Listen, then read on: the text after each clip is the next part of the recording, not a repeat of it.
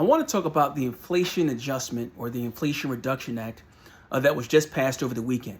Now, this is nothing more than a slimmed down version of the Build Back Better bill, which basically seeks to invest in climate change, prescription drug cost, and tax corporations, right? So here are just some of the major provisions of the bill itself.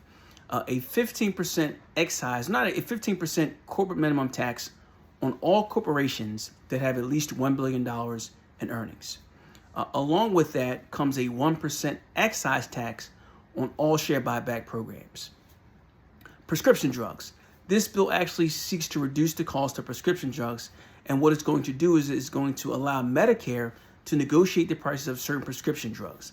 And in turn, this will lower the cost for prescription drugs for seniors. In fact, starting in 2025, the annual out-of-pocket maximum expense for prescription drugs will be capped at $2,000. IRS Enforcement. They're going to invest $80 billion in IRS enforcement over the next 10 years. And I want to come back to that because that's going to be a very critical point here. The ACA, or the Affordable Care Act, subsidies will be extended through 2025.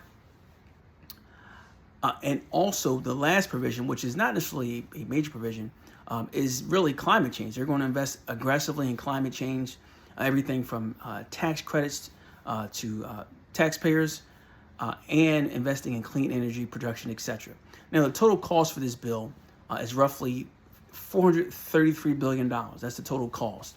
On the revenue side, $733 billion, which is a net of roughly $300 billion. That's the amount that's supposed to go towards reducing the overall deficit over the next 10 years. But here's why I think it's going to be really, really critical here is the IRS enforcement, right? Obviously, the IRS is understaffed pretty aggressively nowadays. You can't get a person live. So they're going to invest heavily in IRS enforcement.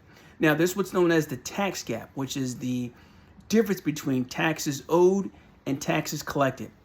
That runs about $400 billion per year. And the goal really is to go after that money and to make sure those numbers are collected. So I personally feel that the middle class probably will get hit more heavily with audits and aggressive IRS enforcement. So I'd like to hear from you. What do you think about this bill and how do you think it impacts you? Please like, share, and subscribe. Take care.